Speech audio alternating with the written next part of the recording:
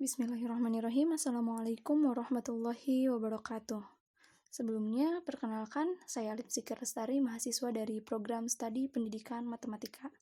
Di sini saya akan melakukan presentasi atau menjawab soal mengenai logika elementer, yang dimana presentasi. Oke, next slide ya. Di sini kita akan membaca soalnya terlebih dahulu. Untuk jawaban beserta pembahasannya di next slide-nya, oke?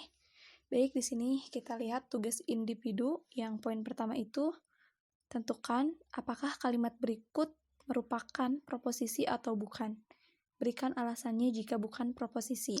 Di sini terdapat 5 poin, yang dimana A itu, Rosmala anak Pak Kudun.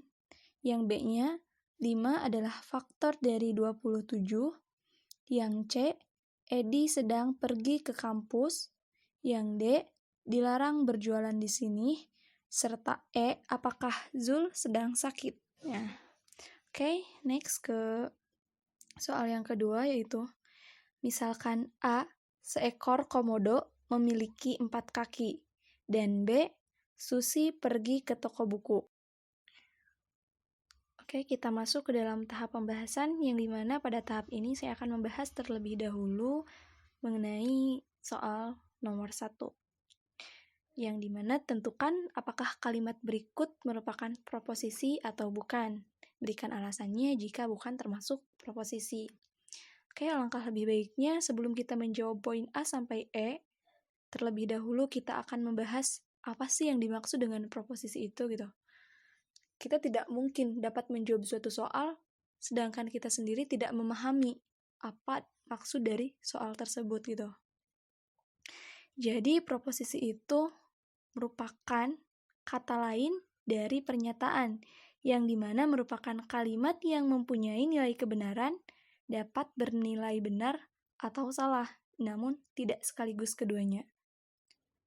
Untuk yang poin A, Rosmala anak Pak Kudun. Nah, ini tentukan ya, apakah termasuk ke dalam proposisi atau bukan. Jadi jawabannya itu merupakan kalimat proposisi atau merupakan pernyataan yang benar gitu.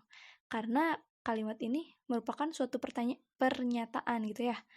Oke, next, yang poin B-nya itu 5 adalah faktor dari 27. Ini tuh merupakan suatu pernyataan, termasuk ke dalam suatu pernyataan gitu. Namun pernyataan yang salah. Wah, kok mengapa bisa salah gitu? Ini kan pernyataan, emang ada pernyataan yang salah? Ya jelas ada gitu ya.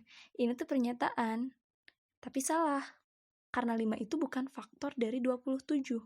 Kecuali pernyataannya seperti ini. 5 adalah faktor. Oke, next slide, next pembahasan. Selanjutnya di sini saya akan membahas poin yang kedua. Misalkan A, seekor komodo memiliki 4 kaki, dan B, Susi pergi ke toko buku.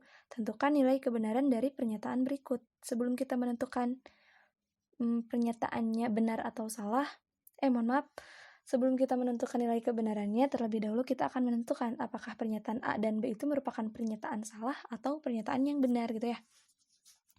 Untuk yang A, seekor komodo memiliki 4 kaki. Karena memang komodo memiliki 4 kaki, berarti yang A itu merupakan pernyataan yang benar. Dan yang B, Susi pergi ke toko buku, ini juga merupakan pernyataan yang benar gitu ya.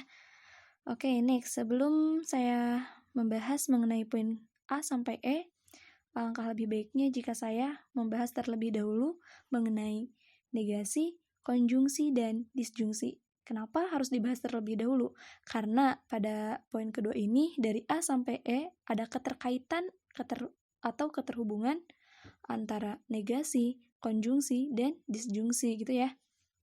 Oke, langsung aja. Apa sih yang dimaksud dengan negasi? Negasi adalah penolakan atau penyangkalan terhadap sesuatu. Atau dengan kata lain, bahwa negasi akan bernilai benar jika pernyataannya salah. Dan negasi akan bernilai salah jika pernyataannya benar gitu. Jadi ini tuh bertolak belakang atau berbanding terbalik dengan pernyataannya gitu ya. Oke, yang selanjutnya konjungsi. Apa sih yang dimaksud dengan konjungsi itu? Konjungsi merupakan kalimat majemuk dengan menggunakan kata hubung dan gitu. Sedangkan disjungsi merupakan kalimat majemuk yang menggunakan kata hubung atau. Gitu ya. Oke, next. Pembahasan yang poin A sampai E. Kita awali dulu dari yang poin A. Negasi A, konjungsi B, gitu ya. Negasi A gitu. Tadi kita udah menentukan bahwa A-nya itu pernyataan yang benar. Kalau negasinya itu kan merupakan suatu penolakan, penyangkalan, atau berbanding terbalik dengan pernyataannya. Jika pernyataannya benar, maka negasinya salah gitu ya. Berarti negasi A, konjungsi B itu P-nya salah dan B-nya benar. Maka konjungsinya salah. Kenapa? Kok bisa salah? Padahal salah satunya ada yang benar. Iya, bisa salah karena pada konjungsi ini, jika dilihat pada tabel nilai kebenarannya bahwa konjungsi hanya bernilai benar jika P dan Q-nya benar gitu ya. Kalau salah satunya saja yang benar, tidak bisa, konjungsinya tidak bisa benar gitu ya. Oke.